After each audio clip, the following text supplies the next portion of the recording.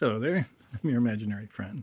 I've got another story for you. This is actually kind of a long one by William Beckford. I'm given to understand that he wrote this all in one setting without taking a break. And I don't know that I can commit to reading it in that same way because although, I mean, it really reads like that, like the author didn't take a breath, so why should you? Um, but we'll see if we can find pauses in it. Who knows?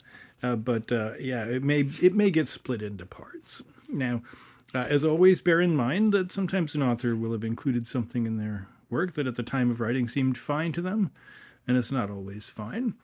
There's some indication that William Beckford knew that stuff in here was not fine and was deliberately sending that up. So maybe think of him as kind of the South Park of his day in a way. But yeah, expect there to be something to offend everyone in this. I think there's misogyny, there's ableism, there's racism, there's pretty much anything you can think of because this is a story of a terrible, terrible person with a great deal of power. This is the history of the Caliph Vathek.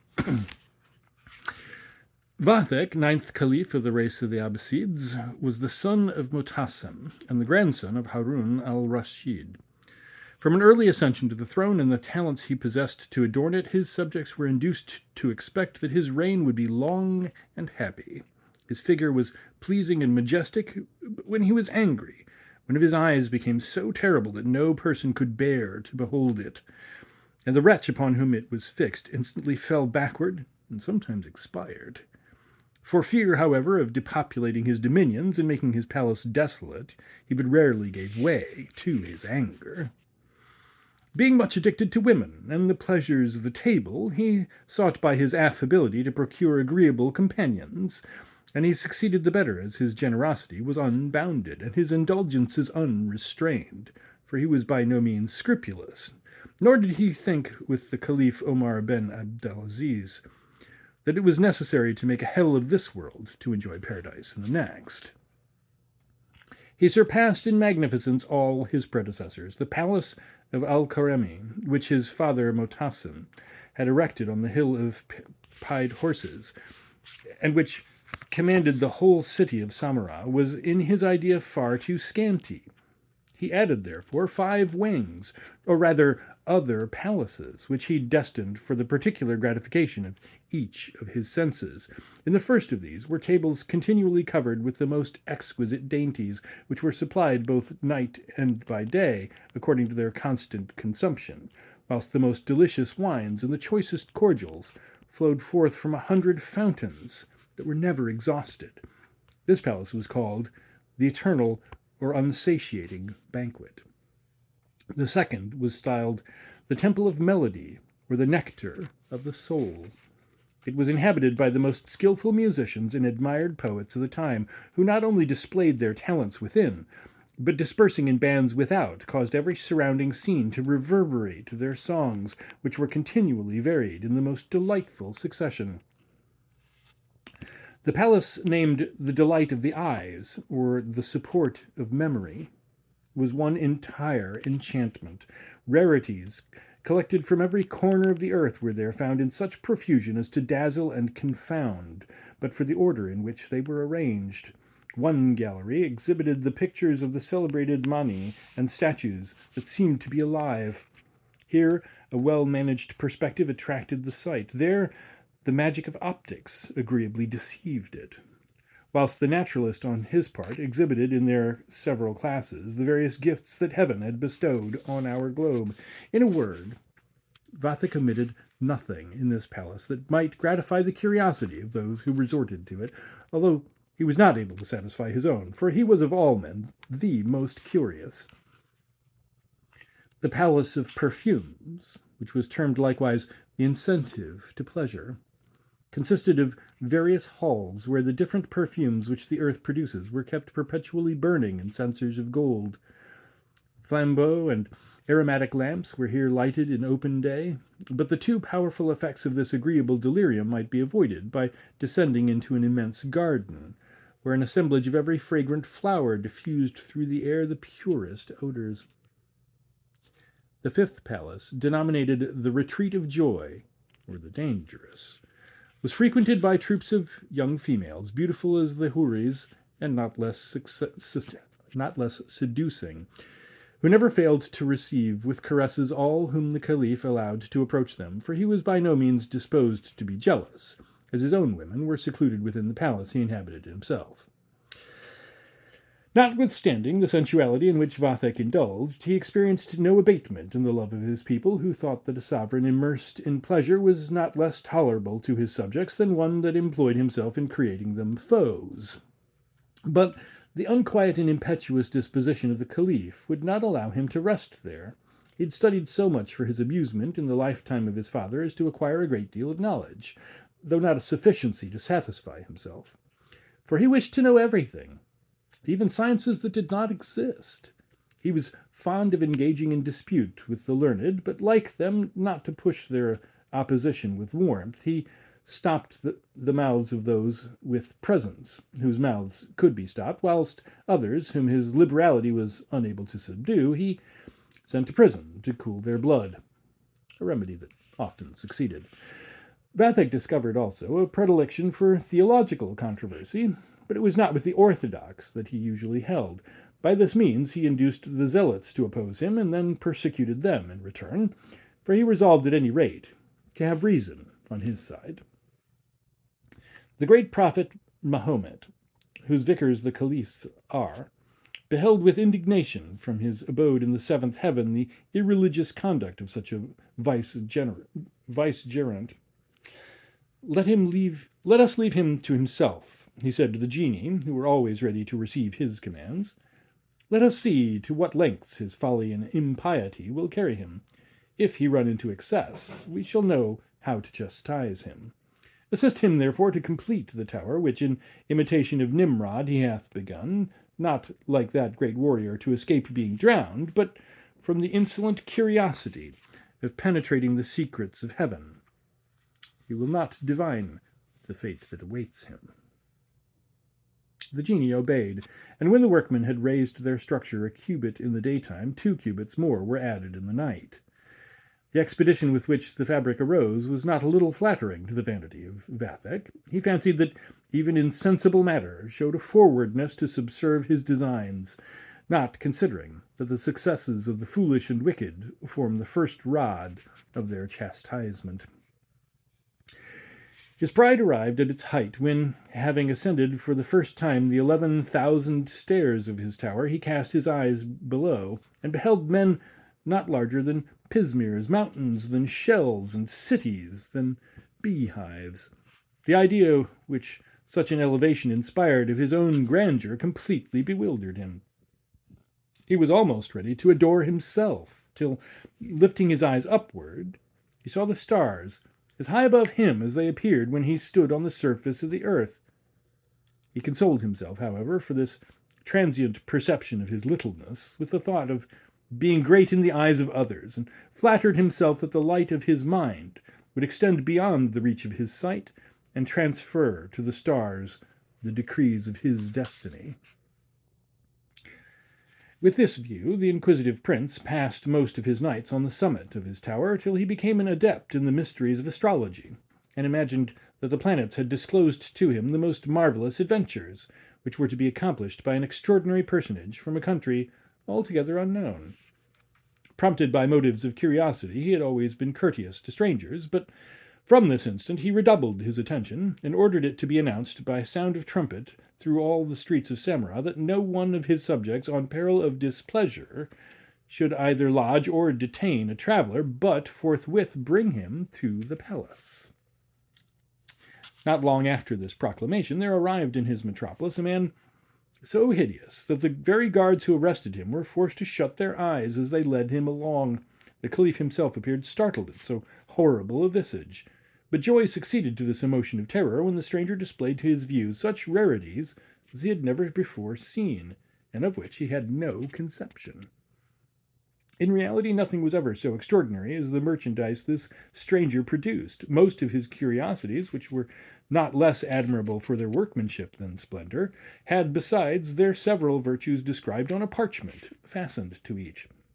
There were slippers, which enabled the feet to walk They're knives that cut without the motion of a hand, sabers which dealt the blow at the person they were wished to strike, and the whole enriched with gems that were hitherto unknown.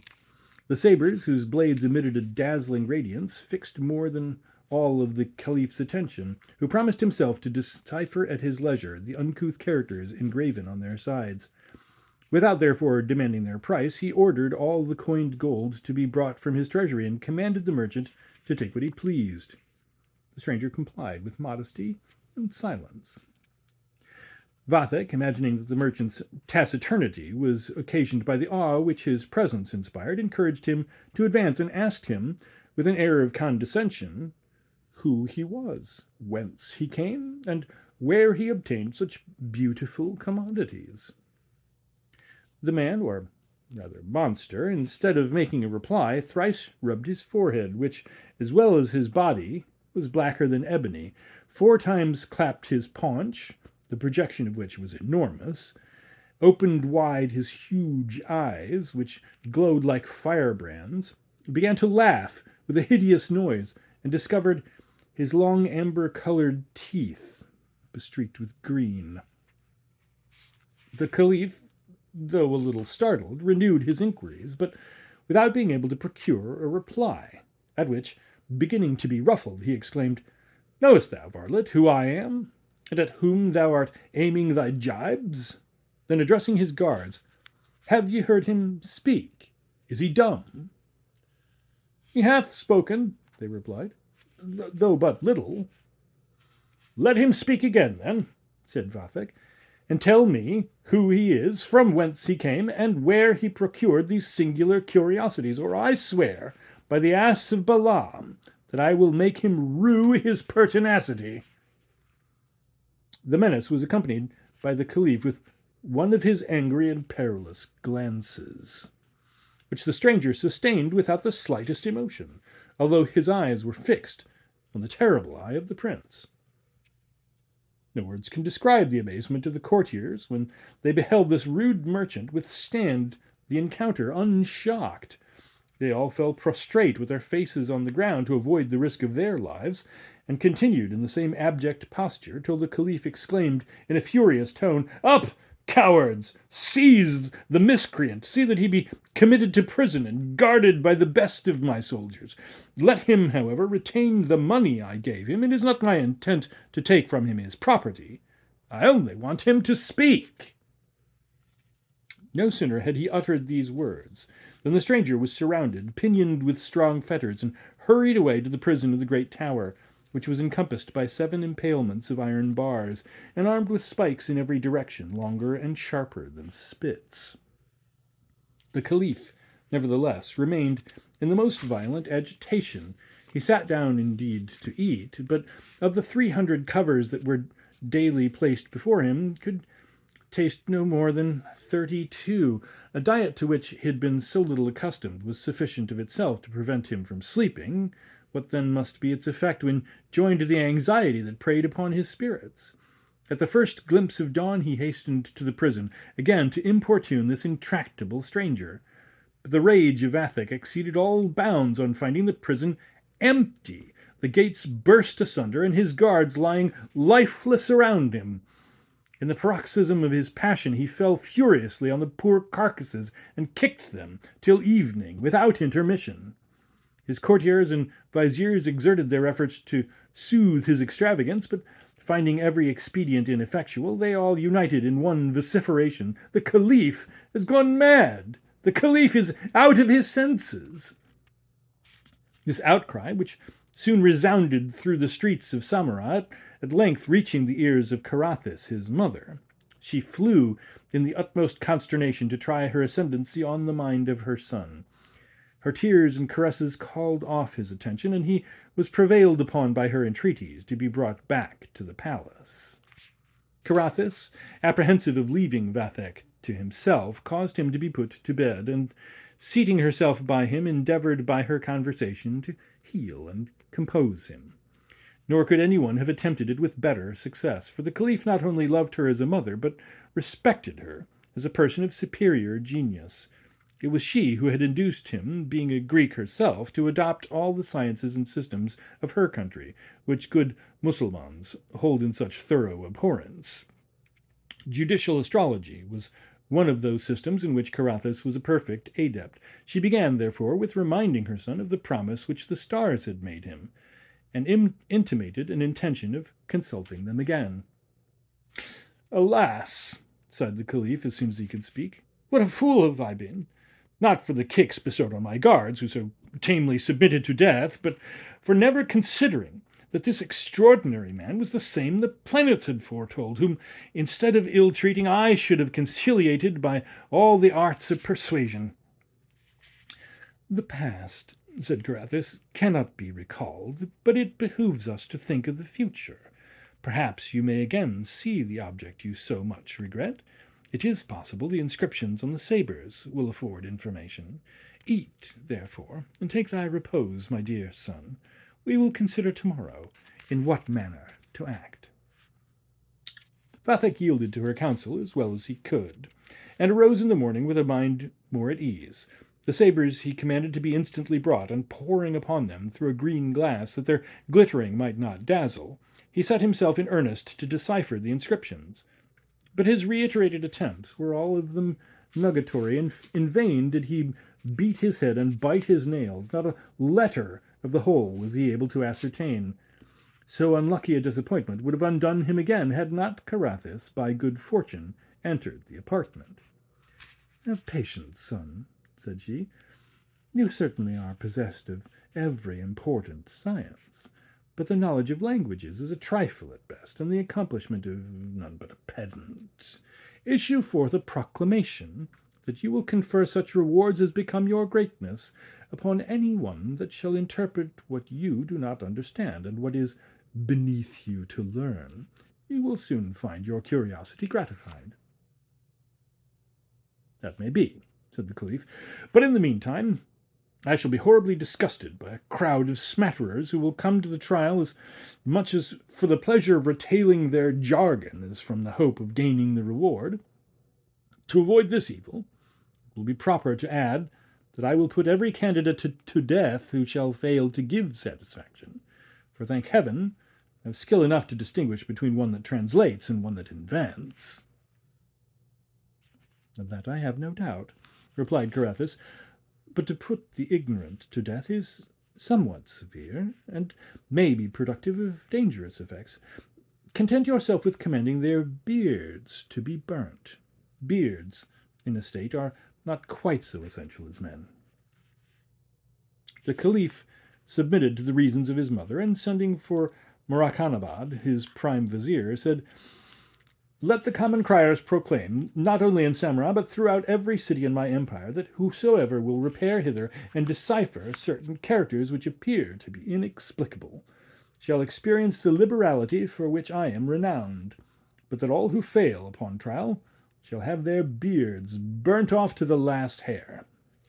Let them add also that I will bestow 50 beautiful slaves and as many jars of apricots from the Isle of Kirmith upon any man that shall bring me intelligence of the stranger." The subjects of the Caliph, like their sovereign, being great admirers of women and apricots from Kirmith, felt their mouths water at these promises, but were totally unable to gratify their hankering, for no one knew which way the stranger had gone. As to the Caliph's other requisition, the result was different. The learned, the half-learned, and those who were neither, but fancied themselves equal to both, came boldly to hazard their beards, and all shamefully lost them. The exaction of these forfeitures, which found sufficient employment for the eunuchs, gave them such a smell of singed hair as greatly to disgust the ladies of the seraglio, and make it necessary that this new occupation of their guardians should be transferred into other hands. At length, however, an old man presented himself, whose beard was a cubit and a half longer than any that had appeared before him. The officers of the palace whispered to each other as they ushered him in, "What a pity, such a beard to be burnt!" Even the Caliph, when he saw it, concurred with them in opinion, but his concern was entirely needless. This venerable personage read the characters with facility, and explained them verbatim as follows. We were made where everything good is made. We are the least of the wonders of a place where all is wonderful, and deserving the sight of the first potentate on earth." "You translate admirably," cried Vathek. "I know to what these marvellous characters allude. Let him receive as many robes of honour and thousands of sequins of gold as he hath spoken words. I am in such measure relieved from the perplexity that embarrassed me." Vathek invited the old man to dine, and even to remain some days in the palace. Unluckily for him, he accepted the offer, for the Caliph, having ordered him next morning to be called, said, "Read again to me what you have read already. I cannot hear too often the promise that is made me, a completion of which I languish to obtain." The old man forthwith put on his green spectacles, but they instantly dropped from his nose on perceiving that the characters he had read the day preceding had given place to others of different import. "What ails you?" asked the Caliph, "and why these symptoms of wonder?" "Sovereign of the world," replied the old man, "these sabres hold another language today from that they yesterday held." "How say you?" returned Vathek. "But it matters not. Tell me, if you can, what they mean." "It is this, my lord," rejoined the old man. "Woe to the rash mortal who seeks to know that of which he should remain ignorant, and to undertake that which surpasseth his power." "And woe to thee," cried the Caliph in a burst of indignation. "Today thou art void of understanding. Begone from my presence. They shall burn but the half of thy beard, because thou wert yesterday fortunate in guessing. My gifts I never resume." The old man, wise enough to perceive that he had luckily escaped, considering the folly of disclosing so disgusting a truth, immediately withdrew, and appeared not again. But it was not long before Vathek discovered abundant reason to regret his precipitation, for though he could not decipher the characters himself, yet by constantly poring upon them, he plainly perceived that they every day changed, and unfortunately no other candidate offered to explain them. This perplexing occupation inflamed his blood, dazzled his sight, and brought on a giddiness and debility that he could not support. He failed not, however, though in so reduced a condition, to be often carried to his tower, as he flattered himself that he might there read in the stars, which he went to consult, something more congenial to his wishes. But in this his hopes were deluded, for his eyes, dimmed by the vapours of his head, began to subserve his curiosity so ill that he beheld nothing but a thick dun cloud, which he took for the most direful of omens. Agitated with so much anxiety, Vathek entirely lost all firmness. A fever seized him, and his appetite failed. Instead of being one of the greatest eaters, he became as distinguished for drinking. So insatiable was the thirst which tormented him that his mouth, like a funnel, was always open to receive the various liquors that might be poured into it, and especially cold water, which calmed him more than every other. His unhappy prince, being thus incapacitated for the enjoyment of any pleasure, commanded the palaces of the five senses to be shut up, forbore to appear in public, either to display his magnificence or administer justice, and retired to the inmost apartment of his harem. As he had ever been an indulgent husband, his wives, overwhelmed with grief at his deplorable situation, incessantly offered their prayers for his health, and unremittingly supplied him with water. In the meantime, the Princess Carathis, whose affliction no words can describe, instead of restraining herself to sobbing and tears, was closeted daily with the Vizier Morakanabad, to find out some cure or mitigation of the Caliph's disease. Under the persuasion that it was caused by enchantment, they turned over together, leaf by leaf, all the books of magic that might point out a remedy, and caused the horrible stranger, whom they accused as the enchanter, to be everywhere sought for with the strictest diligence. At the distance of a few miles from Samarra stood a high mountain, whose sides were swarded with wild thyme and basil, and its summit overspread with so delightful a plain that it might be taken for the paradise destined for the faithful. Upon it grew 100 thickets of eglantine and other fragrant shrubs, 100 arbours of roses, jessamine, and honeysuckle, as many clumps of orange trees, cedar, and citron, whose branches, interwoven with the palm, the pomegranate, and the vine, presented every luxury that could regale the eye or the taste. The ground was strewed with violets, harebells, and pansies, in the midst of which sprang forth tufts of jonquils, hyacinths, and carnations, with every other perfume that impregnates the air. 4 fountains, not less clear than deep, and so abundant as to slake the thirst of 10 armies, seemed profusely placed here to make the scene more resemble the Garden of Eden, which was watered by the 4 sacred rivers. Here the nightingale sang the birth of the rose, her well-beloved, and at the same time lamented its short-lived beauty, whilst the turtle deplored the loss of more substantial pleasures, and the wakeful lark hailed the rising light that reanimates the whole creation. Here more than anywhere the mingled melodies of birds expressed the various passions they inspired, as if the exquisite fruits which they pecked at pleasure had given them a double energy. To this mountain Vathek was sometimes brought for the sake of breathing a purer air, and especially to drink at will of the 4 fountains, which were reputed in the highest degree salubrious and sacred to himself. His attendants were his mother, his wives, and some eunuchs, who assiduously employed themselves in filling capacious bowls of rock crystal and emulously presenting them to him. But it frequently happened that his avidity exceeded their zeal, insomuch that he would prostrate himself upon the ground to lap up the water, of which he could never have enough. One day, when this unhappy prince had been long lying in so debasing a posture, a voice, hoarse but strong, thus addressed him: "Why assumest thou the function of a dog, O Caliph, so proud of thy dignity and power?" At this apostrophe he raised his head and beheld the stranger that had caused him so much affliction.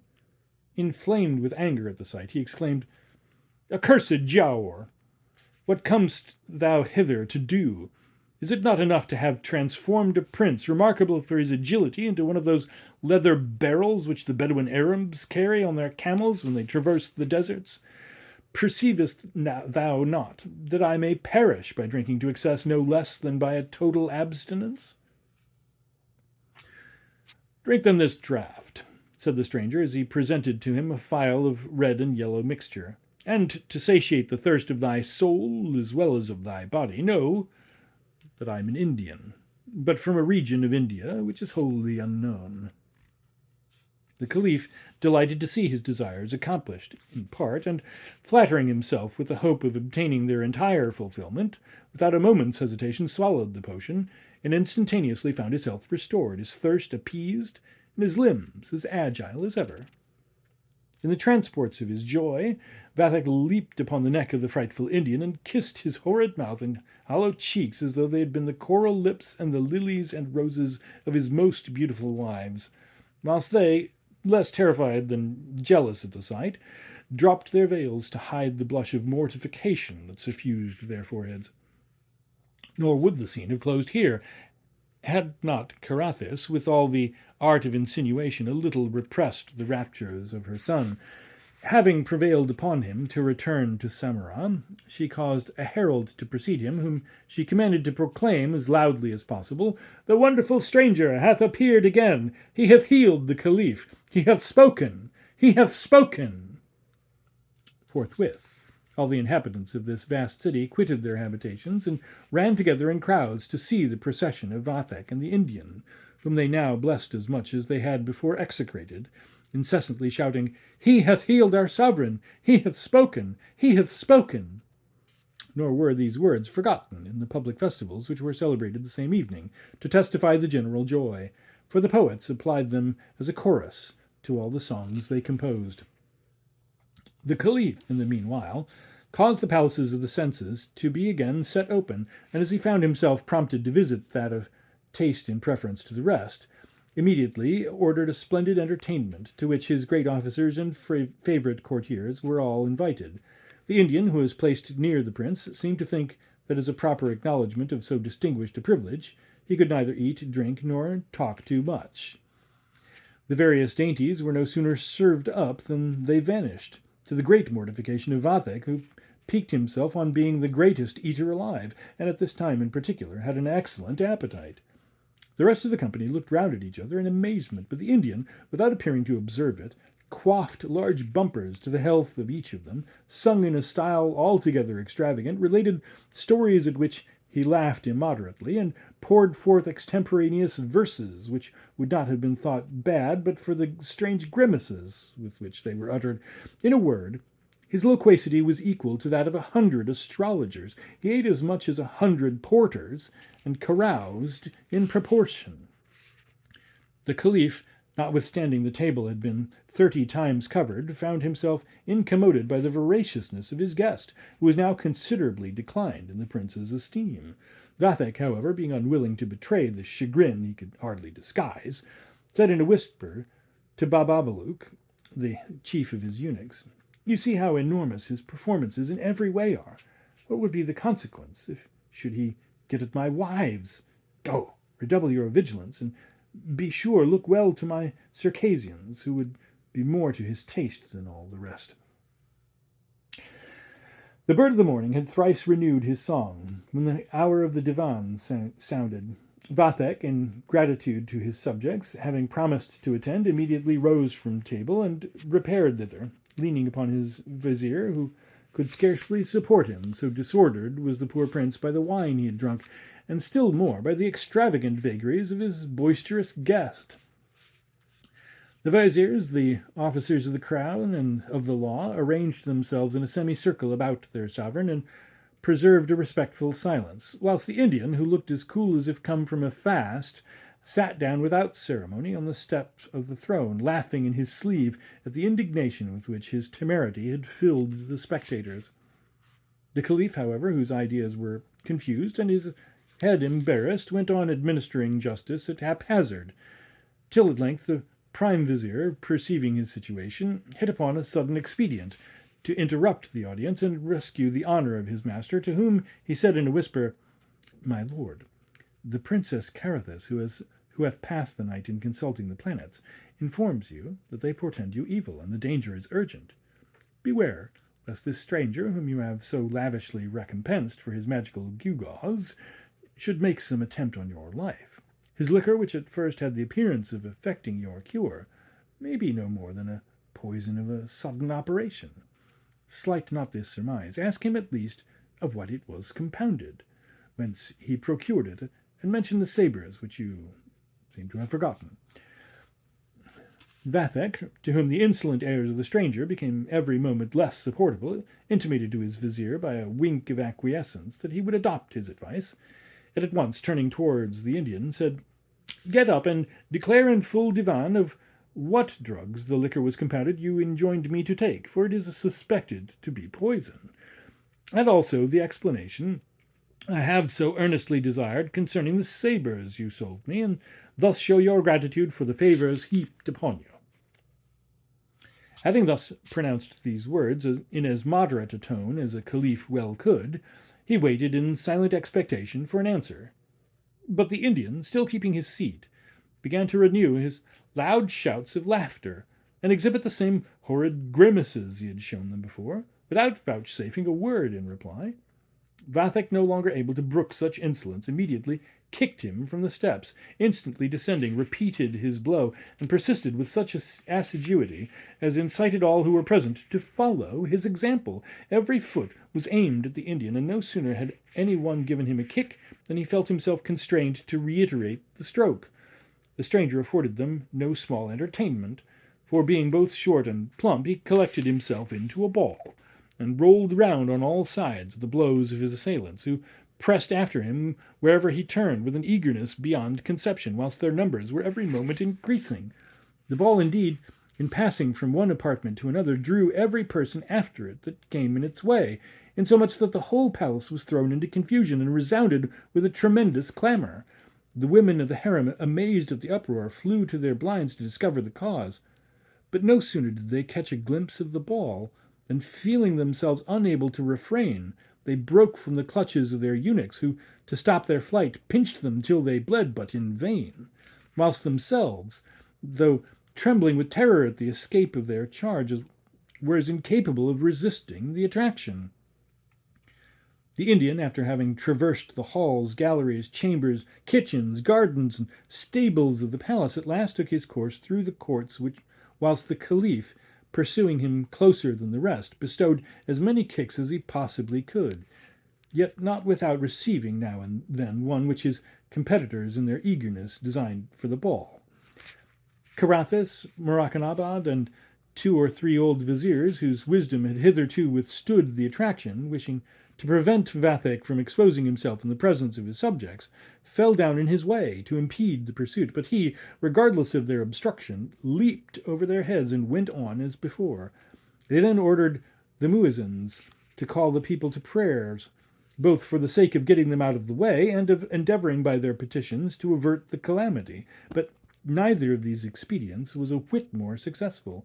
The sight of this fatal ball was alone sufficient to draw after it every beholder. The muezzins themselves, though they saw it but at a distance, hastened down from their minarets and mixed with the crowd, which continued to increase in so surprising a manner that scarce an inhabitant was left in Samarra, except the aged, the sick confined to their beds, and infants at the breast, whose nurses could run more nimbly without them. Even Carathis, Murakanabad, and the rest were all become of the party. The shrill screams of the females who had broken from their apartments and were unable to extricate themselves from the pressure of the crowd, together with those of the eunuchs jostling after them, terrified lest their charge should escape from their sight, increased by the execrations of husbands urging forward and menacing both, kicks given and received, stumblings and overthrows at every step.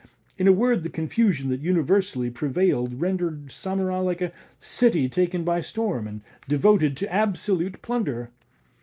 At last, the cursed Indian, who still preserved his rotundity of figure after passing through all the streets and public places and leaving them empty, rolled onwards to the plain of Katol, and traversed the valley at the foot of the mountains of the 4 fountains.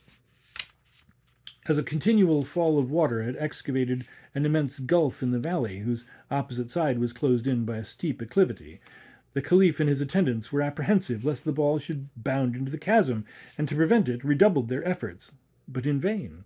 The Indian persevered in his onward direction, and as had been apprehended, glancing from the precipice with the rapidity of lightning, was lost in the gulf below. Vathek would have followed the perfidious Giaour if had not an invisible agency arrested his progress. The multitude that pressed after him were at once checked in the same manner, and a calm instantaneously ensued. They all gazed at each other with an air of astonishment, and notwithstanding that the loss of veils and turbans, together with torn habits and dust blended with sweat, presented a most laughable spectacle, there was not one smile to be seen. On the contrary, all, with looks of confusion and sadness, returned in silence to Samarra and retired to their inmost apartments, without ever reflecting that they had been impelled by an invisible power into the extravagance for which they reproached themselves. For it is not but just that men who so often arrogate to their own merit the good of which they are but instruments, should attribute to themselves the absurdities which they could not prevent. The Caliph was the only person that refused to leave the valley. He commanded his tents to be pitched there, and stationed himself on the very edge of the precipice, in spite of the representations of Carathis and Murakanabad, who pointed out the hazard of its brink giving way, and the vicinity to the magician that had so severely tormented him. Vathek derided all their remonstrances, and having ordered 1,000 flambeaux to be lighted, and directed his attendants to proceed in lighting more, lay down on the slippery margin, and attempted by help of this artificial splendour to look through that gloom which all the fires of the Empyrean had been insufficient to pervade. One while he fancied to himself voices arising from the depth of the gulf. At another he seemed to distinguish the accents of the Indian, but all was no more than the hollow murmur of waters and the din of the cataracts that rushed from steep to steep down the sides of the mountain.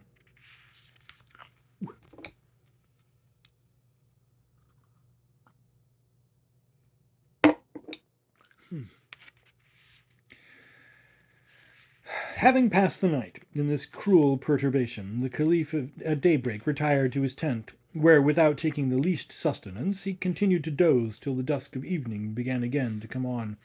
He then resumed his vigils as before, and persevered in observing them for many nights together. At length, fatigued with so successless an employment, he sought relief from change. To this end he sometimes paced with hasty strides across the plain, and as he wildly gazed at the stars, reproached them with having deceived him. But lo, On a sudden, the clear blue sky appeared streaked over with streams of blood, which reached from the valley even to the city of Samarra. As this awful phenomenon seemed to touch his tower, Vathek at first thought of repairing thither to view it more distinctly, but feeling himself unable to advance, and being overcome with apprehension, he muffled up his face in his robe. Terrifying as these prodigies were, this impression upon him was no more than momentary, and served only to stimulate his love of the marvellous. Instead, therefore, of returning to his palace, he persisted in the resolution of abiding where the Indian vanished from his view. One night, however, while he was walking as usual on the plain, the moon and the stars at once were eclipsed, and a total darkness ensued. The earth trembled beneath him, and a voice came forth, the voice of the Giaour, who, in accents more sonorous than thunder, thus addressed him: "Wouldst thou devote thyself to me? Adore, then, the terrestrial influences and abjure Mohammed. On these conditions I will bring thee to the palace of subterranean fire. There shalt thou behold in immense depositories the treasures which the stars have promised thee, and which will be conferred by those intelligences whom thou shalt thus render propitious. It was from thence I brought my sabres, and it is there that Solomon ben Daoud reposes, surrounded by the talismans that control the world." The astonished Caliph trembled as he answered, yet in a style that showed him to be no novice in preternatural adventures: "Where art thou? Be present to my eyes, dissipate the gloom that perplexes me, and of which I deem thee the cause. After the many flambeaux I have burnt to discover thee, thou mayst at least grant a glimpse of thy horrible visage." "Abjure, then, Mahomet," replied the Indian, "and promise me full proofs of thy sincerity. Otherwise thou shalt never behold me again." The unhappy Caliph, instigated by insatiable curiosity, lavished his promises in the utmost profusion. The sky immediately brightened, and by the light of the planets, which seemed almost to blaze, Vathek beheld the earth open, and at the extremity of a vast black chasm a portal of ebony, before which stood the Indian, still blacker, holding in his hand a golden key that caused the lock to resound. "How," cried Vathek, "can I descend to thee without the certainty of breaking my neck? Come, take me, and instantly open the portal." "Not so fast," replied the Indian, "impatient Caliph. Know that I am parched with thirst, and cannot open this door till my thirst be thoroughly appeased. I require the blood of 50 of the most beautiful sons of thy viziers and great men, or neither can my thirst nor thy curiosity be satisfied. Return to Samarra, procure for me this necessary libation, come back hither, throw it thyself into this chasm, and then shalt thou see." Having thus spoken, the Indian turned his back on the Caliph, who, incited by the suggestion of demons, resolved on the direful sacrifice. He now pretended to have regained his tranquillity, and set out for Samarra amidst the acclamations of a people who still loved him, and forbore not to rejoice when they believed him to have recovered his reason. So successfully did he conceal the emotion of his heart that even Carathis and Morakanabad were equally deceived with the rest. Nothing was heard of but festivals and rejoicings. The ball, which no tongue had hitherto ventured to mention, was again brought on the tapis. A general laugh went round, though many, still smarting under the hands of the surgeon from the hurts received in that memorable adventure, had no great reason for mirth. The prevalence of this gay humour was not a little grateful to Vathek, as perceiving how much it conduced to his project, he put on the appearance of affability to everyone, but especially to his viziers and the grandees of his court, whom he failed not to regale with a sumptuous banquet, during which he insensibly inclined the conversation to the children of his guests, having asked with a good-natured air who of them were blessed with the handsomest boys. Every father at once asserted the pretensions of his own, and the contest imperceptibly grew so warm that nothing could have withholden them from coming to blows but their profound reverence for the person of the Caliph. Under the pretence, therefore, of reconciling the disputants, Vathek took upon him to decide, and with this view commanded the boys to be brought. It was not long before a troop of these poor children made their appearance, all equipped by their fond mothers with such ornaments as might give the greatest relief to their beauty, or most advantageously display the graces of their age. But whilst this brilliant assemblage attracted the eyes and hearts of every one besides, the Caliph scrutined each in his turn with a malignant avidity that passed for attention, and selected from their number the 50 whom he judged the Giaour would prefer. With an equal show of kindness as before, he proposed to celebrate a festival on the plain for the entertainment of his young favourites, whom he said ought to rejoice still more than all at the restoration of his health, on account of the favours intended for them. The Caliph's proposal was received with the greatest delight, and soon published through Samarah. The litters, camels, and horses were prepared. Women and children, old men and young, everyone placed himself in the station he chose.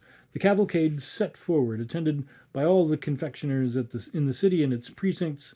The populace following on foot composed an amazing crowd, and occasioned no little noise. All was joy, nor did anyone call to mind what most of them had suffered when they first travelled the road they were now passing so gaily. The evening was serene, the air refreshing, the sky clean, and the flowers exhaled their fragrance. The beams of the declining sun, whose mild splendour reposed on the summit of the mountain, shed a glow of ruddy light over its green declivity, and the white flocks sporting upon it. No sounds were audible, save the murmurs of the 4 fountains, and the reeds and voices of shepherds calling to each other from different eminences. The lovely innocents proceeding to the destined sacrifice added not a little to the hilarity of the scene. They approached the plain full of sportiveness, some coursing butterflies, other culling flowers, or picking up the shining little pebbles that attracted their notice. At intervals they nimbly started from each other for the sake of being caught again, and mutually imparting 1,000 caresses. The dreadful chasm at whose bottom the portal of ebony was placed began to appear at a distance. It looked like a black streak that divided the plain. Murakanabad and his companions took it for some work which the Caliph had ordered. Unhappy men! Little did they surmise for what it was destined. Vathek, not liking that they should examine it too nearly, stopped the procession and ordered a spacious circle to be formed on this side, at some distance from the accursed chasm. The bodyguard of eunuchs was detached to measure out the lists intended for the games, and prepare ringles for the lines to keep off the crowd. The 50 competitors were soon stripped and presented to the admiration of the spectators, the suppleness and grace of their delicate limbs. Their eyes sparkled with a joy which those of their fond parents reflected. Everyone offered wishes for the little candidate nearest his heart, and doubted not of his being victorious.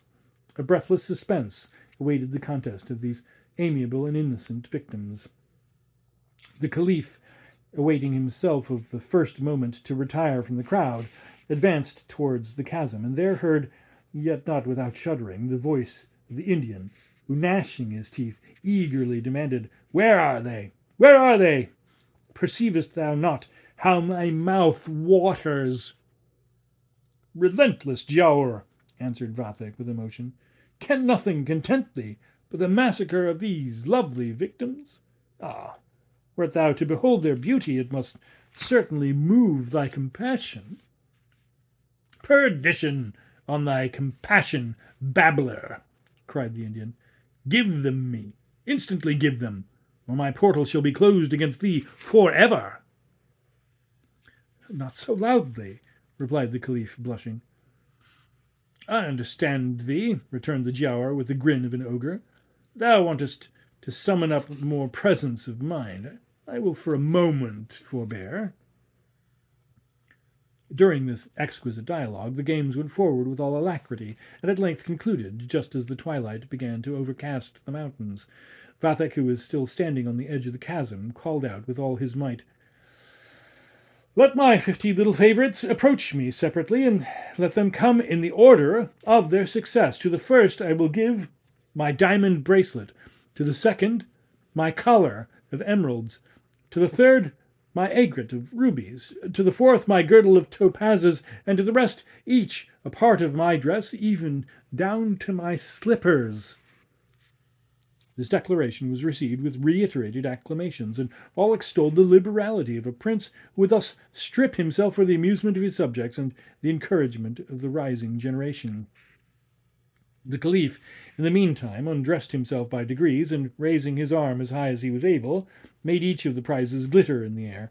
But whilst he delivered it with one hand to the child, who sprang forward to receive it, he with the other pushed the poor innocent into the gulf, where the giaour, with a sullen muttering, incessantly repeated, "More!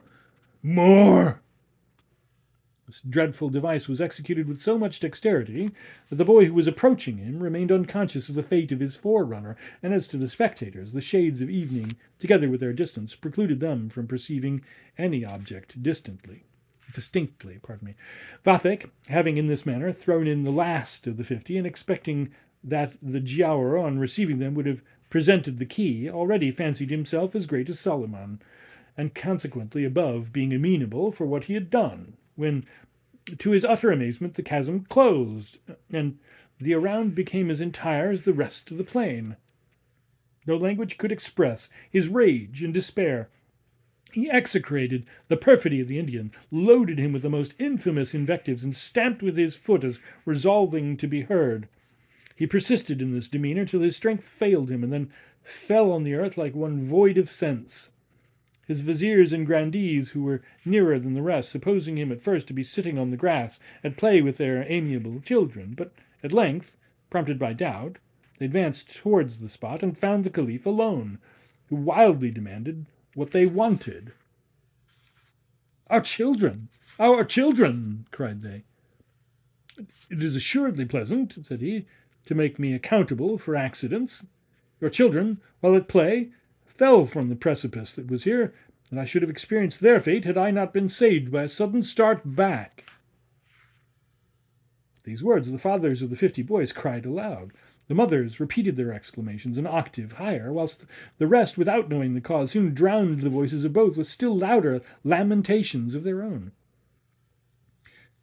"Our Caliph," said they, and the report soon circulated, "our Caliph has played us this trick to gratify his accursed giaour.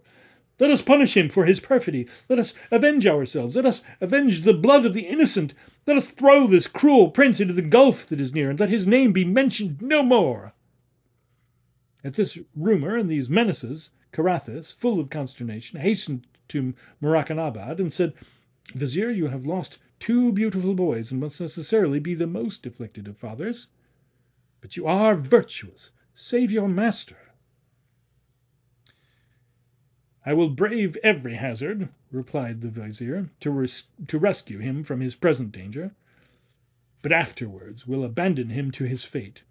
Bababaluk," he continued, "put yourself at the head of your eunuchs, disperse the mob, and, if possible, bring back this unhappy prince to his palace." Bababaluk and his fraternity, facilitating each other in a low voice on their disability of ever being fathers, obeyed the mandate of the vizier, who, seconding their exertions to the utmost of his power, at length accomplished his generous enterprise, and retired as he resolved, to lament at his leisure. No sooner had the Caliph re-entered his palace than Carathis commanded the doors to be fastened, but perceiving the tumult to be still violent, and hearing the imprecations which resounded from all quarters, she said to her son, "Whether the populace be right or wrong, it behooves you to provide for your safety. Let us retire to your own apartment, and from thence through the subterranean passage, known only to ourselves, into your tower. There, with the assistance of the mutes, who never leave it, we may be able to make some resistance. Bababaluk, supposing us to be still in the palace, will guard its avenues for his own sake, and we shall soon find, without the counsels of that blubberer Murakanabad, what expedient may be the best to adopt." Vathek, without making the least reply, acquiesced in his mother's proposal, and repeated as he went, "Nefarious giaour, where art thou? Hast thou not yet devoured these poor children? Where are thy sabres, thy golden key, thy talismans?" Carathis, who guessed from these interrogations a part of the truth, had no difficulty to apprehend in getting at the whole, as soon as he should be a little composed in his tower. The princess was so far from being influenced by scruple that she was as wicked as women could be, which is not saying a little, for the sex pique themselves on their superiority in every competition. The recital of the Caliph, therefore, occasioned neither terror nor surprise to his mother. She felt no emotion but from the promises of the Giaour, and said to her son, "This Giaour, it must be confessed, is somewhat sanguinary in his taste, but the terrestrial powers are always terrible. Nevertheless, what the one hath promised and the others can confer will prove a sufficient indemnification. No crimes should be thought too dear for such a reward. Forbear, then, to revile the Indian. You have not fulfilled the conditions to which his services are annexed. For instance, is not a sacrifice to the subterranean genii required? And should we not be prepared to offer it as soon as the tumult is subsided? This charge I will take on myself, and have no doubt of succeeding by means of your treasures, which, as there are now so many others in store, may without fear be exhausted." Accordingly, the princess, who possessed the most consummate skill in the art of persuasion, went immediately back through the subterranean passage, and presenting herself to the populace from a window of the palace, began to harangue them with all the address of which she was mistress, whilst Bababaluk showered money from both hands amongst the crowd, who by these united means were soon appeased. Every person retired to his home, and Carathis returned to the tower.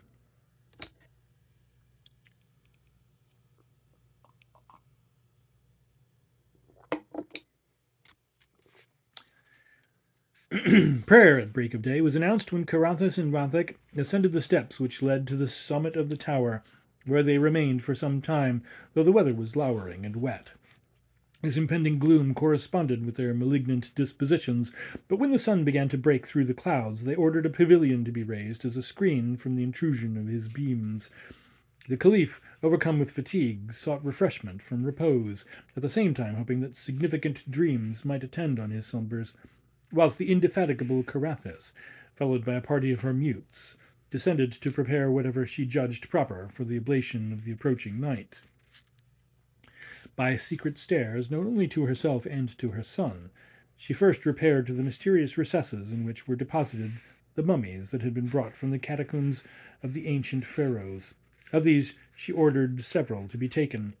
From thence she resorted to a gallery, where, under the guard of 50 female negroes, mute and blind of the right eye, were preserved the oil of the most venomous serpents, rhinoceroses' horns, and woods of a subtle and penetrating odour procured from the interior of the Indies, together with 1,000 other horrible rarities. This collection had been formed for a purpose like the present by Carathis herself, for a purpose like the present by Carathis herself, from a presentiment that she might one day enjoy some intercourse with the infernal powers to whom she had ever been passionately attached, and to whose taste she was no stranger. To familiarize herself the better with the horrors in view, the princess remained in the company of her negresses, who squinted in the most amiable manner from the only eye they had, and leered with exquisite delight at the skulls and skeletons which Carathis had drawn forth from her cabinets, whose keys she entrusted to no one. All of them making contortions and uttering a frightful jargon, but very amusing to the princess, till at last, being stunned by their gibbering and suffocated by the potency of their exhalations, she was forced to quit the gallery, after stripping it of a part of its treasures. While she was thus occupied, the Caliph, who instead of the visions he expected had acquired in these insubstantial regions a voracious appetite, was greatly provoked, as the negresses, for having totally forgotten their deafness, had impatiently asked them for food, and seeing them regardless of his demand, he began to cuff, pinch, and push them, till Carathis arrived to terminate a scene so indecent, to the great content of these miserable creatures, who, having been brought up by her, understood all her signs, and communicated in the same way their thoughts in return. "Son, what means all this?" said she, panting for breath. "I thought I heard as I came up the shrieks of 1,000 bats tearing from their crannies in the recesses of a cavern, and it was the outcry only of these poor mutes whom you were so unmercifully abusing. In truth, you but ill deserve the admirable provision I have brought you." "Give it me instantly," exclaimed the Caliph. "I am perishing for hunger." "As to that," answered she, "you must have an excellent stomach if it can digest what I have been preparing." "Be quick," replied the Caliph. "But, oh heavens, what horrors! What do you intend?" "Come, come," returned Carathis, "be not so squeamish, but help me to arrange everything properly, and you shall see that what you reject with such symptoms of disgust will soon complete your felicity. Let us get ready the pile for the sacrifice of tonight, and think not of eating till that is performed. Know you not that all solemn rites are preceded by a rigorous abstinence?" The Caliph, not daring to object, abandoned himself to grief and the wind that ravaged his entrails, whilst his mother went forward with the requisite operations. Phials of serpents' oils, mummies, and bones were soon set in order on the balustrade of the tower. The pile began to rise, and in 3 hours was as many cubits high. At length darkness approached, and Carathis, having stripped herself to her inmost garment, clapped her hands in an impulse of ecstasy, and struck light with all her force. The mutes followed her example, but Vathek, extenuated with hunger and impatience, was unable to support himself, and fell down in a swoon. The sparks had already kindled the dry wood, the venomous oil burst into 1,000 blue flames, the mummies dissolving emitted a thick dun vapour, and the rhinoceros's horns, beginning to consume, altogether diffused such a stench that the Caliph, recovering, started from his trance, and gazed wildly on the scene in full blaze around him. The oil gushed forth in a plenitude of streams, and the negresses who supplied it without intermission united their cries to those of the princess. At last the fire became so violent that the flames reflected from the polished marble so dazzling that the Caliph, unable to withstand the heat and the blaze, effected his escape and clambered up the imperial standard. In the meantime the inhabitants of Samarra, scared at the light which shone over the city, arose in haste, ascended their roofs, beheld the tower on fire, and hurried half naked to the square. Their love to their sovereign immediately awoke, and apprehending him in danger of perishing in his tower, their whole thoughts were occupied with the means of his safety. Murakanabad flew from his retirement, wiped away his tears, and cried out for water, like the rest. Bababaluk, whose olfactory nerves were more familiarized to magical odors, readily conjecturing that Carathis was engaged in her favourite amusements, strenuously exhorted them not to be alarmed. Him, however, they treated as an old poltroon, and forbore not to style him a rascally traitor. The camels and dromedaries were advancing with water, but no one knew by which way to enter the tower. Whilst the populace was obstinate in forcing the doors, a violent east wind drove such a volume of flame against them as at first forced them off, but afterwards rekindled their zeal. At the same time, the stench of the horns and mummies increasing, most of the crowd fell backward in a state of suffocation. Those that kept their feet mutually wondered at the cause of the smell, and admonished each other to retire. Murakanabad, more sick than the rest, remained in a piteous condition. Holding his nose with one hand, he persisted in his efforts with the other to burst open the doors and obtain admission. 140 of the strongest and most resolute at length accomplished their purpose. Having gained the staircase by their violent exertions, they attained a great height in a quarter of an hour. Carathis, alarmed at the signs of her mutes, advanced to the staircase, went down a few steps, and heard several voices calling out from below. "You shall in a moment have water." Being rather alert, considering her age, she presently regained the top of the tower, and bade her son suspend the sacrifice for some minutes, adding, "We shall soon be enabled to render it more grateful. Certain dolts of your subjects, imagining no doubt that we were on fire, have been rash enough to break through those doors which had hitherto remained inviolate, for the sake of bringing up water. They're very kind, you must allow, so soon to forget the wrongs you have done them, but that is of little moment. Let us offer them to the Giaour. Let them come up. Our mutes, who neither want strength nor experience, will soon dispatch them, exhausted as they are with fatigue." "Be it so," answered the Caliph, "provided we finish and I dine." In fact, these good people, out of breath from ascending 11,000 stairs in such haste, and chagrined at having spilt by the way the water they had taken, were no sooner arrived at the top than the blaze of the flames and the fumes of the mummies at once overpowered their senses. It was a pity, for they beheld not the agreeable smile with which the mutes and the negresses adjusted the cord to their necks. These amiable personages rejoiced, however, no less at the scene. Never before had the ceremony of strangling been performed with so much facility. They all fell without the least resistance or struggle, so that Vathek, in the space of a few moments, found himself surrounded by the dead bodies of his faithfulest subjects, all of which were thrown on the top of the pile. Carathis, whose presence of mind never forsook her, perceiving that she had carcasses sufficient to complete her oblation, commanded the chains to be stretched across the staircase, and the iron doors barricaded, that no more might come up. No sooner were these orders obeyed than the tower shook, the dead bodies vanished in the flames, which at once changed from a swarthy crimson to a bright rose colour, an ambient vapour emitting the most exquisite fragrance. The marble columns rang with harmonious sounds, and the liquefied horns diffused a delicious perfume. Carathis, in transports, anticipating the success of her enterprise, whilst her mutes and negresses, to whom these sweets had given the colic, retired to their cells, grumbling. Scarcely were they gone, when, instead of the pile, horns, mummies, and ashes, the Caliph both saw and felt, with a degree of pleasure which he could not express, a table covered with the most magnificent repast, flagons of wine and vases of exquisite sherbet floating on snow. He availed himself without scruple of such an entertainment, and had already laid hands on a lamb stuffed with pistachios, whilst Carathis was privately drawing from a filigree urn a parchment that seemed to be endless, and which had escaped the notice of her son.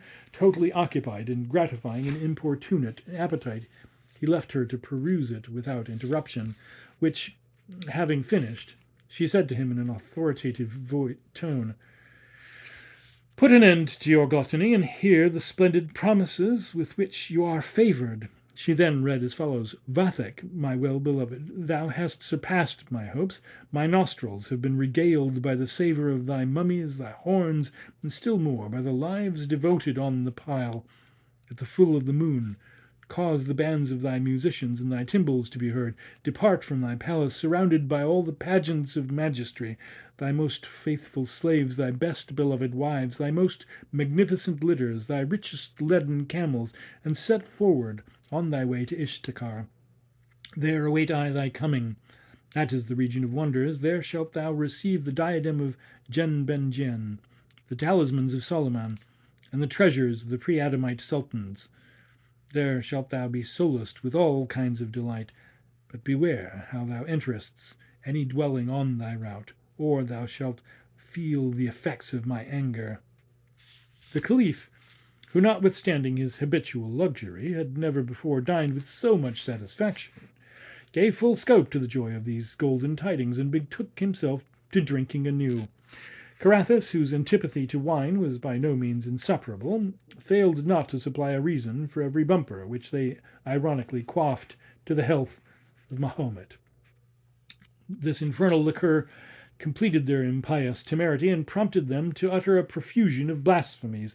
They gave a loose to their wit at the expense of the ass of Balaam, the dog of the 7 sleepers, and the other animals admitted into the paradise of Mahomet.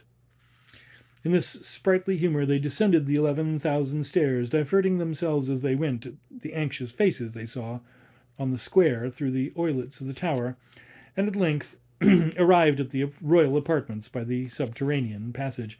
Bababaluk was parading to and fro, and issuing his mandates with great pomp to the eunuchs, who were snuffing the lights and painting the eyes of the Circassians. No sooner did he catch sight of the Caliph and his mother than he exclaimed, "Ha! You have them, I perceive, escaped from the flames." I was not, however, altogether out of doubt. "Of what moment is it to us what you thought, or think?" cried Carathis. "Go, speed, tell Murakanabad that we immediately want him, and take care how you stop by the way to make your insipid reflections." Murakanabad delayed not to obey the summons, and was received by Vathek and his mother with great solemnity. They told him, with an air of composure and commiseration, that the fire at the top of the tower was extinguished, but that it had cost the lives of the brave people who sought to assist them. Still more misfortunes, cried Murakanabad with a sigh. Ha! Commander of the faithful, our holy prophet is certainly irritated against us. It behooves you to appease him. We will appease him hereafter, replied the Caliph with a smile that augured nothing of good. You will have leisure sufficient for your supplications during my absence, for this country is the bane of my health. I am disgusted with the mountain of the four fountains, and am resolved to go and drink of the streams of Roknabad. I long to refresh myself in the delightful valleys which it waters. Do you, with the advice of my mother, govern my dominions, and take care to supply whatever her experiments may demand, for you well know that our tower abounds in materials for the advancement of science. The tower but ill suited Murakanabad's taste. Immense treasures had been lavished upon it, and nothing had he ever seen carried thither but female negroes, mutes, and abominable drugs. Nor did he know well what to think of Carathis, who, like a chameleon, could assume all possible colours. Her cursed eloquence had often driven the poor Mussulman to his last shifts. He considered, however, that if she possessed but few good qualities, her son had still fewer, and that the alternative on the whole would be in her favour. Consoled, therefore, with this reflection, he went in good spirits to soothe the populace and to make the proper arrangements for his master's journey.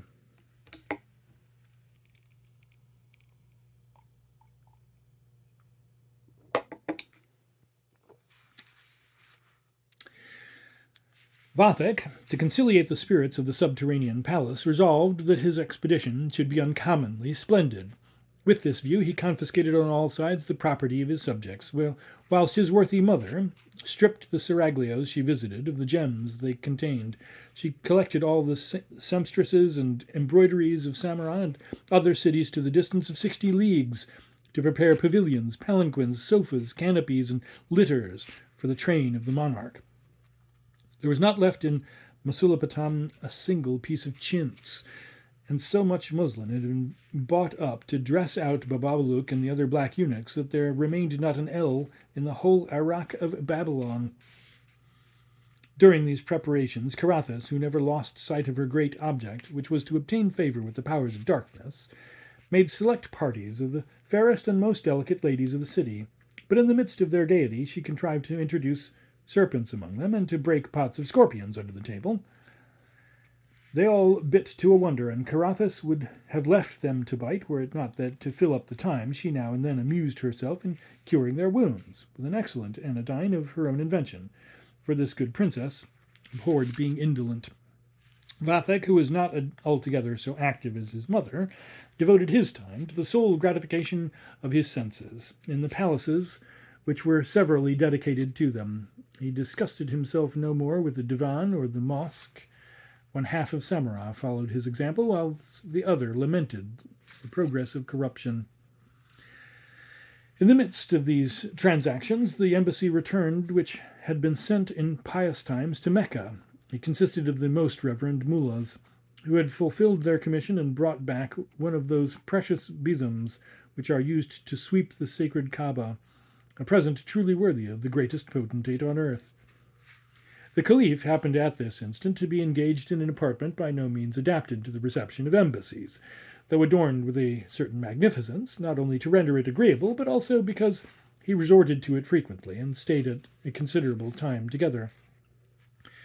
Whilst occupied in this retreat, he heard the voice of Bababaluk calling out from between the door and the tapestry that hung before it. Here are the excellent Mohammed Ibn Idris al-Shafi and the seraphic Al-Mahodinathin, who have brought the besom from Mecca, and with tears of joy entreat that they may present it to your majesty in person. Let them bring the besom hither, it may be of use, said Vathek, who was still employed, not having quite racked off his wine. How? Said Bababaluk, half aloud and amazed. Obey, replied the Caliph, for it is my sovereign will. Go instantly, vanish, for here will I receive the good folk who have thus filled thee with joy. The eunuch departed muttering, and bade the venerable train attend him. A sacred rapture was diffused amongst these reverend old men. Though fatigued with the length of their expedition, they followed Bababaluk with an alertness almost miraculous, and felt themselves highly flattered as they swept along the stately porticos that the Caliph would not receive them like ambassadors in ordinary in his hall of audience. Soon reaching the interior of the harem, where through blinds of Persian they perceived large, soft eyes, dark and blue, that went and came like lightning. Penetrated with respect and wonder, and full of their celestial mission, they advanced in procession towards the small corridors that appeared to terminate in nothing, but nevertheless led to the cell where the Caliph expected their coming. "What! Is the commander of the faithful sick?" said Ebn Edris al-Shafei in a low voice to his companion. "I rather think he's in his oratory," answered al-Mahudethin. Vathek, who heard the dialogue, cried out, "What imports it you how I am employed? Approach without delay." They advanced, and Bababaluk almost sunk with confusion, whilst the Caliph, without showing himself, put forth his hand from behind the tapestry that hung before the door, and demanded of them the besom. Having prostrated themselves as well as the corridor would permit, and even in a tolerable semicircle, the venerable al-Shafei, drawing forth the besom from the embroidered and perfumed scarves in which it had been enveloped and secured from the profane gaze of vulgar eyes, arose from his associates and advanced with an air of the most awful solemnity towards the supposed oratory. But with what astonishment, with what horror was he seized! Vathek, bursting out into a villainous laugh, snatched the besom from his trembling hand, and fixing upon some cobwebs that hung suspended from the ceiling, gravely brushed away till not a single one remained. The old men, overpowered with amazement, were unable to lift their beards from the ground, for as Vathek had carelessly left the tapestry between them half drawn, they were witness to the whole transaction. Their tears gushed forth on the marble. Al-Muhaddithin swooned through mortification and fatigue, whilst the Caliph, throwing himself backward on his seat, shouted and clapped his hands without mercy. At last, addressing himself to Bababaluk, "My dear Black," said he, "go regale these pious poor souls with my good wine from Shiraz, and as they can boast of having seen more of my palace than any one besides, let them also visit my office courts, and lead them out the back steps that go by my stables." Having said this, he threw the besom into their face, and they went to enjoy the laugh with Carathis. Bababaluk did all in his power to console the ambassadors, but the two most infirm expired on the spot. The rest were carried to their beds, from whence, being heartbroken with sorrow and shame, they never arose. The succeeding night, Vathek, attended by his mother, ascended the tower to see if everything were ready for his journey, for he had great faith in the influence of the stars. The planets appeared in their most favourable aspects. The Caliph, to enjoy so flattering a sight, supped gaily on the roof, and fancied that he heard during his repast loud shouts of laughter resound through the sky in a manner that inspired the fullest assurance. All was in motion at the palace. Lights were kept burning through the whole of the night, the sound of implements and of artisans finishing their work, the voices of women and their guardians, who sung at their embroidery, all conspired to interrupt the stillness of nature and infinitely delight the heart of Vathek, who imagined himself going in triumph to sit upon the throne of Solomon. The people were not less satisfied than himself. All assisted to accelerate the moment which should rescue them from the wayward caprices of so extravagant a master. The day preceding the departure of this infatuated prince was employed by Carathis in repeating to him the decrees of the mysterious parchment, which he had thoroughly gotten by heart, and in recommending him not to enter the habitation of any one by the way. "For well thou knowest," added she, "how liquorish thy taste is after good dishes and young damsels.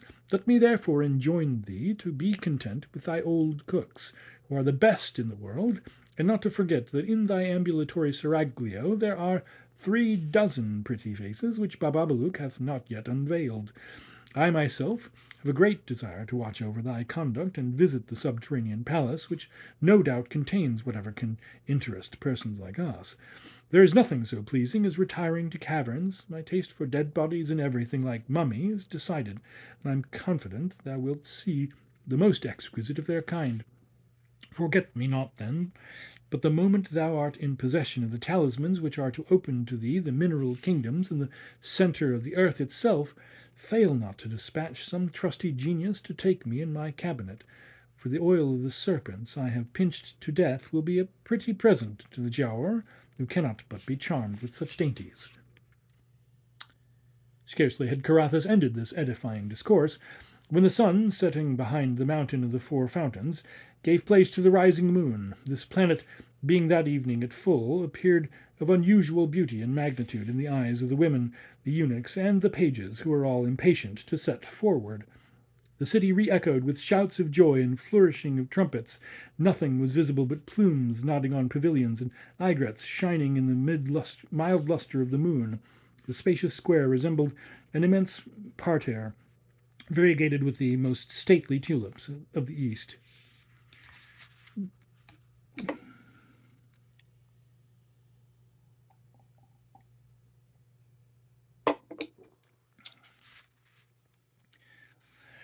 Arrayed in the robes which were only worn at the most distinguished ceremonials, and supported by his vizier and Baba Balouch, the Caliph descended the grand staircase of the tower in the sight of all of his people.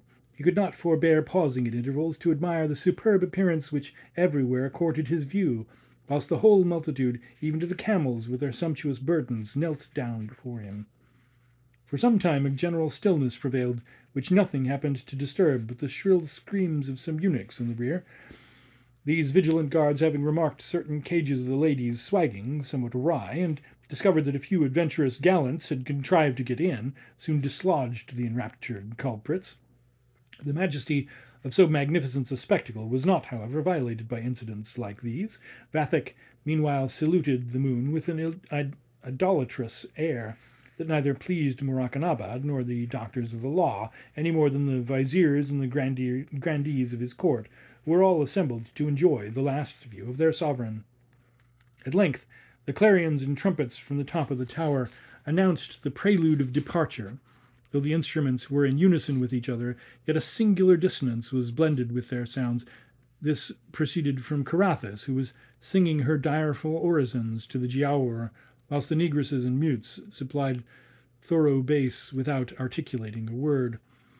The good Mussulmans fancied that they heard the sullen hum of those nocturnal insects which presage evil, and importuned Vathek to beware how he ventured his sacred person.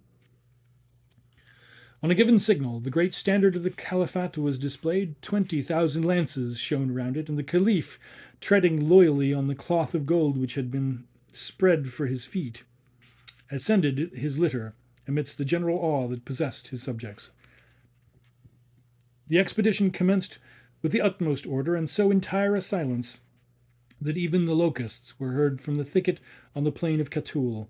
Gaiety and good humour prevailing, 6 good leagues were passed before the dawn, and the morning star was still glittering in the firmament when the whole of this numerous train had halted on the banks of the Tigris, where they encamped to repose for the rest of the day. And that seems like a reasonable place to pause for the moment.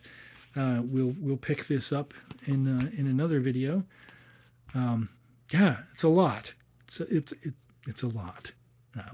Thank you for bearing with that, and I will see you in the next installment.